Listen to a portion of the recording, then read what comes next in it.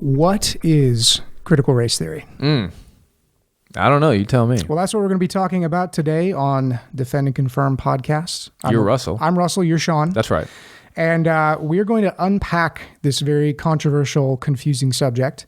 And in this episode, we're just going to outline what critical race theory is. Yeah. So we've talked a lot about what critical theory is, contemporary critical theory, also sometimes called just capital T theory in the academic world. Applied theory, whatever. This is a very specific application of some of those same ideas to race. Right. And it's a uniquely American ideology.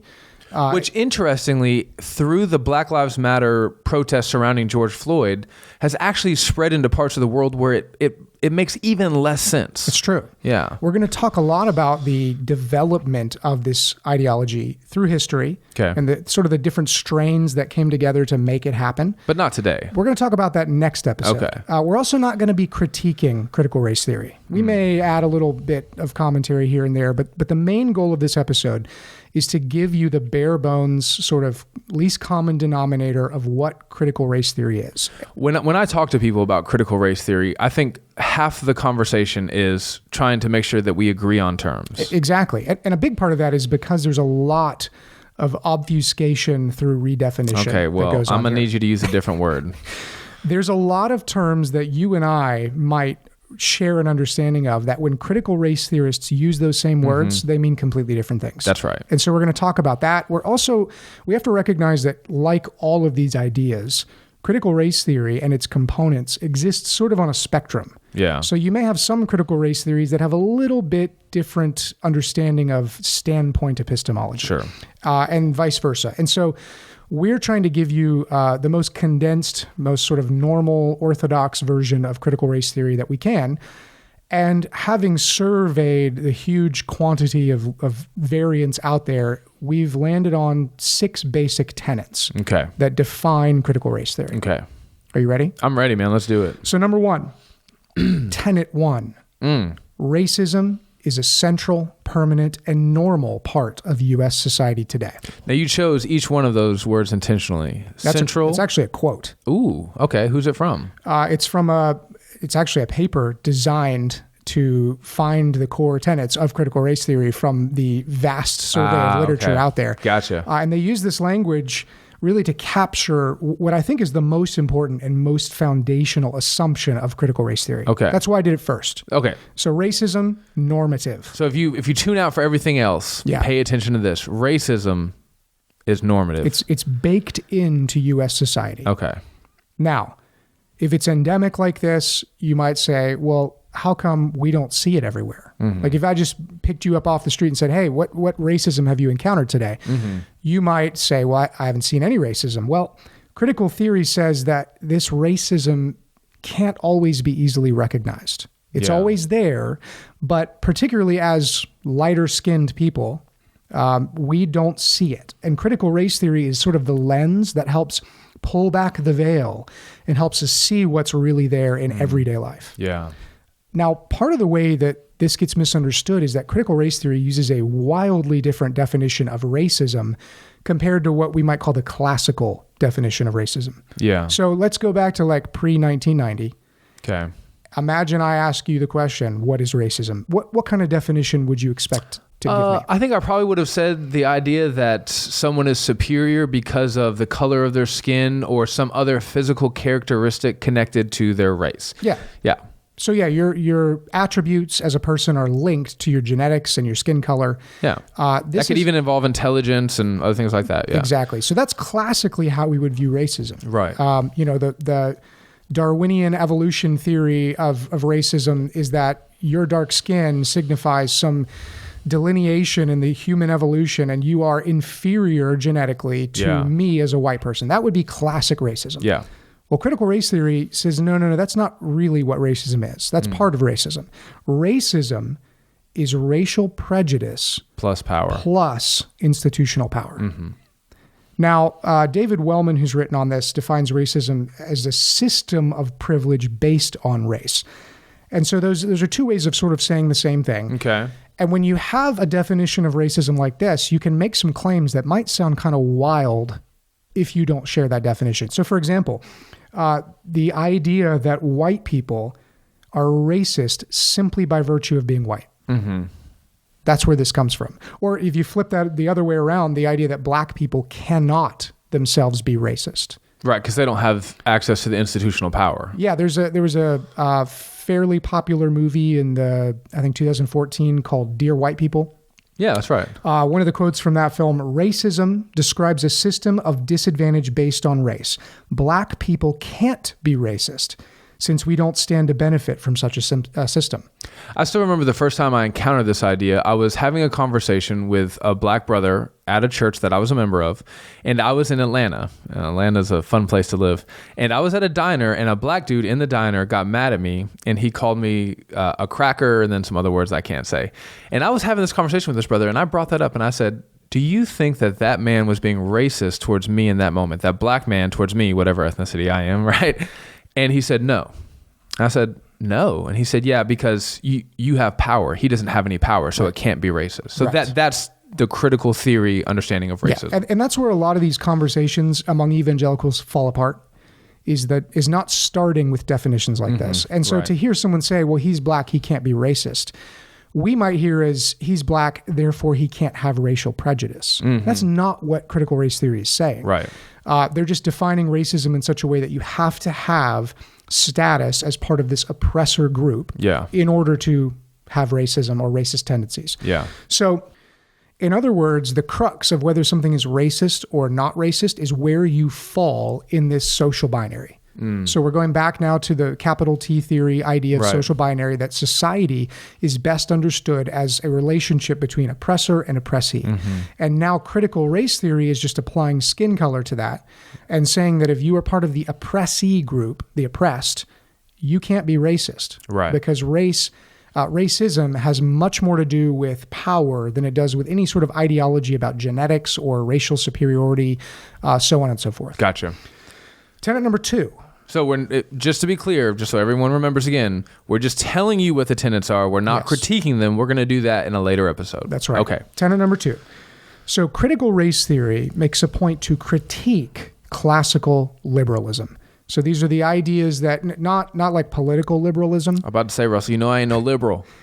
We're using the word as it used to be used, which was this ideology, was a political ideology that emphasized neutrality, objectivity, rationalism, and freedom, equality. These are the foundational principles upon which our nation was founded. Yeah. And part of the way classical liberalism manifest in the civil rights movement was an emphasis on things like colorblindness. Separate but equal was challenged as not truly equal. Right. And so classical liberalism said in order for things to be right and just, and in order for racial reconciliation to happen, we need equality of opportunity. Well, critical race theory says that this is actually just all a smokescreen.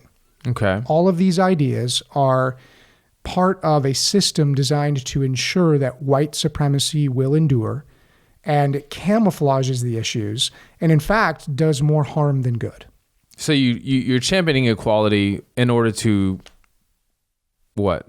In order to reduce equality, in order to maintain the status quo where there is no true equality? Right. So critical race theory would say that at best, classical liberalism is inadequate to solve the problems of racial reconciliation in our country. And at worst, that they would say, going back to our previous episodes, classical liberal ideas, things like colorblindness, things like equality of opportunity, things like meritocracy, all of these ideas are actually part of a white European Christian hegemony that is by design intended to suppress people and oppress people of dark skin color. Got it.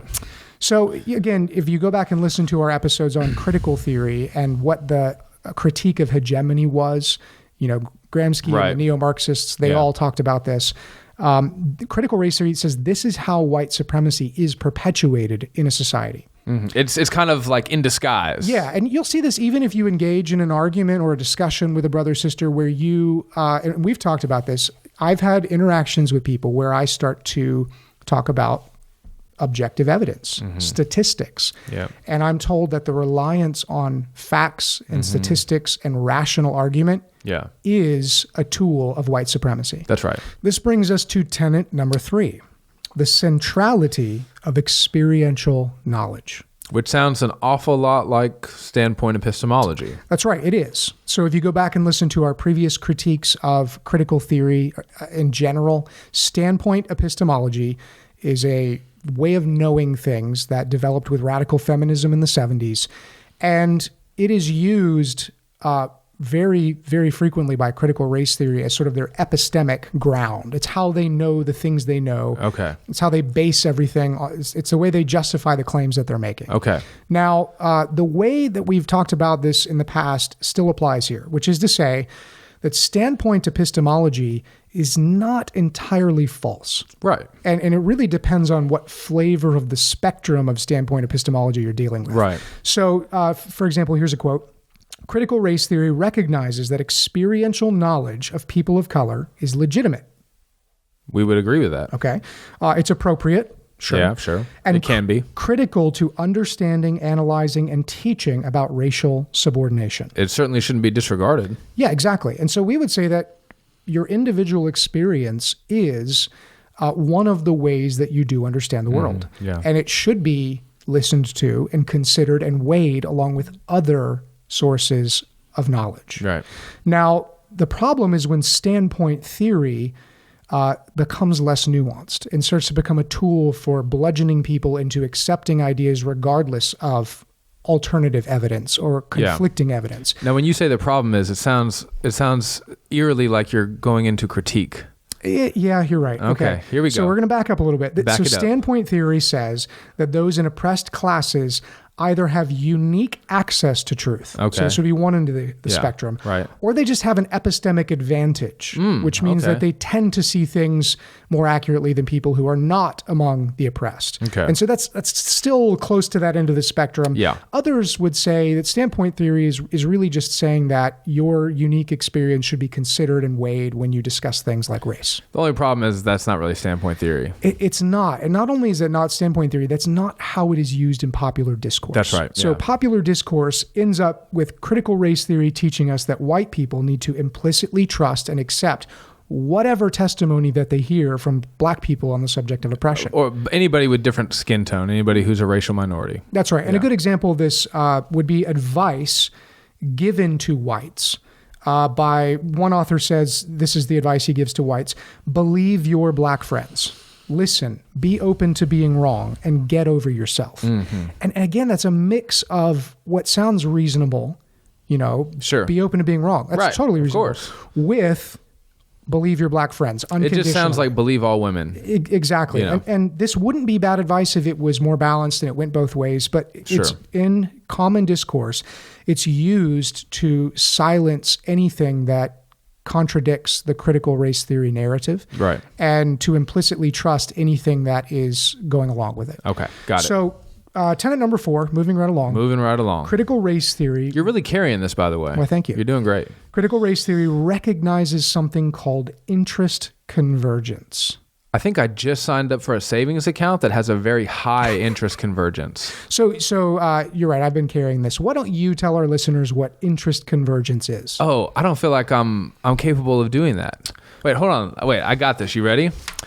Interest convergence is the process whereby the white power structure will tolerate or encourage racial advances for blacks only when they promote white self-interest. Okay, so let me just kind of break that down a little bit. Basically, any attempt that you see, anytime you see white people trying to do something to advance the black cause or the brown cause, they're actually only doing that for selfish, self-centered reasons. And really to perpetuate white supremacy. That's right. And so this idea originates with a guy named Derek Bell, who is arguably one of the strongest influences in the development of critical race theory. I'm pretty sure I would consider him the first generation founder. Kimberly Crenshaw comes along, but I think he's pretty much agreed upon as the founder. Well, he gives a great example of this. Okay. He critiqued the landmark Supreme Court case of Brown versus Board of Education, not as a victory for civil rights. This is the desegregation of schools. Right. But actually as a political move where the white oppressing class was responding to criticism from communist China and Soviet Union, who'd begun to circulate propaganda criticizing the United States for segregating schools. Yeah. And this was just their way of saving face, that they had no interest in actually helping people of color, and that this was purely driven by self-interest. So we only desegregated the schools because the commies were using it against us. They were ragging on us. Oh, man. Okay. And what we see here, I think, is another, to point back to the historical origins of these things, subjects we've talked about already. This is really just a new flavor of Marx's conflict theory. Okay. Where you have this radical skepticism and pessimism in your view of society, that society is fundamentally just a war of oppressor and the oppressed, and that there is no harmony and there is no give and take and there is no mutual benefit. You're either acting in your own self-interest or you're not acting. Right. So, tenet 5, almost Moving at right the end along. here. Okay. Critical race theory teaches that race has been constructed socially. This is a hallmark of the critical race theory ideology. Now, what this means is they will argue that the very concept of race is a political tool. It's something we invented as the white oppressing class to dominate other groups, to dehumanize them and to take advantage of them. But Russell, didn't we invent race? Yeah, and this is another one where there's actually a slight overlap where we would say they've almost got this right. Okay. In that, let's look at the word race. Okay. In the Bible, do we see that word anywhere? No, you see ethnos. Right. We would say that there's one human race. Yeah. We would say that we are all, we're all created by God in his image from the same material, from the same lineage. Yeah. And that though we have different skin colors, that is a very shallow measure of our humanity. Yeah. And that the idea of us being different races actually comes from what we mentioned earlier. It's that colonial era idea of Darwinian evolution that in many ways was used to justify the chattel slavery we saw in that time period. Yeah. And so the notion that this is that we used to call it the Negro race and the white race. Yeah. That was very much a social construct used to justify sin. Right. However, through a biblical lens, we would look at that and say, that's absolutely wrong. We are all one race. And this color of our skin, it really is only skin deep. That's right. And classical liberalism, building on the Christian worldview, would say the same thing. Yeah. Classical liberalism said race shouldn't matter. We should be colorblind as far as race goes so that we treat people equally. Yeah. And based on as Martin Luther King said, the quality of their character. That's right. And so critical race theory, you would think, might arrive at that same conclusion. But it doesn't. It doesn't. Ironically, critical race theory, though they recognize race as a social construct, does the opposite. Through the concept of intersectionality, they make race the most important identifier of who you are as a person. So what they say is race is not real. It's not an objective reality. It's a reality that we've created. Nevertheless, it is the way that we can secure power. So rather than running away from it, we're going to embrace it so that we can invert this power structure. Right. It's the way that you know whether you're the oppressor or the oppressed. That's right. And so it can't be ignored. Can't be abandoned. Yeah. And so because they don't associate it specifically with skin color, but with this oppressor and oppressed relationship, this is where you get some really strange uses of language that, again, really disrupt productive discourse. For example? So, for example, you have articles in the news about Kanye West no longer being black because he comes out as a conservative. Or Joe Biden saying, you ain't black if you don't vote for me. That's right. Or all of these articles in the last 10 years that have started being addressed to white evangelicals. Just the use of these broad labels to describe people. And when you read that, you get the sense that they're not really just talking about skin color. Right. What they're talking about is a monolith of cultural values and of sexual groups and of status in society through this dynamic of oppressed and oppressor. And your skin color is actually really not the determining factor there. Ask any black conservative if they've experienced this, and you'll hear from them. Yeah, I've been called an Uncle Tom and white on the inside. And yeah. And it is ironic that while they recognize correctly that race is a social construct, that they do we're critiquing here. Yeah, it's hard to. Whoops. Yeah. But they drive right into it. Yeah, that's right. So tenet number 6, this is our last one. Last one. All right, we got this. Critical race theory emphasizes a commitment to social justice. I feel like we've already done this episode. We kind of have. And this is what's important to understand is that so much of this comes from capital T theory, from contemporary critical theory. And so you're going to see a lot of overlap, and yet there are some differences. Now, this commitment to social justice is not different. This is where we see this liberatory, transformative response within a society based on racial, gender, and class oppression. And in particular, in this instance, critical race theory focuses in on race. Critical race theory, because it's postmodernism applied, which we'll talk about more in a later episode. And we did in a previous episode to some extent. Yeah, we did. So if that's not ringing any bells with you, go back and listen to that. Yeah. It seeks to change society. It seeks to do something to, as you said, flip the dynamic, to make the oppressed no longer at the bottom and to put them on top. Right. And in many ways, oppress those who are currently the oppressor. That's right. And so this is where critical race theory is no longer able to be described as sort of a analytical tool or a social science, because it's not just looking at society and describing what it sees. Right. It's actually making prescriptions. Yeah. It's saying, here's what things ought to be. And in that way, it's very much like a religion.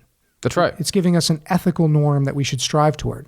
Here is the good. Here is how the good has been ruined by sin. Here's your path to atonement for that sin. And here will be the state of utopia once that atonement has been carried out. That's right. And so I hope that by understanding these tenets, when you think about critical race theory, when you discuss this with others, you'll be better prepared to see where those landmines are, where you're not using the same terms, and also to prevent you from straw manning critical race theory. Yeah, that's right. There's nothing good that's going to come from attacking ideas that your brothers and sisters who might be sympathetic to critical race theory don't believe. Yeah. And so we want to have a good understanding of what this is. And in our next 2 episodes, we're going to go over the history and the ideological development of critical race theory, which, as boring as it sounds, is actually really important to super important, what will come next, which is our critique of critical race theory. Yeah, that's right.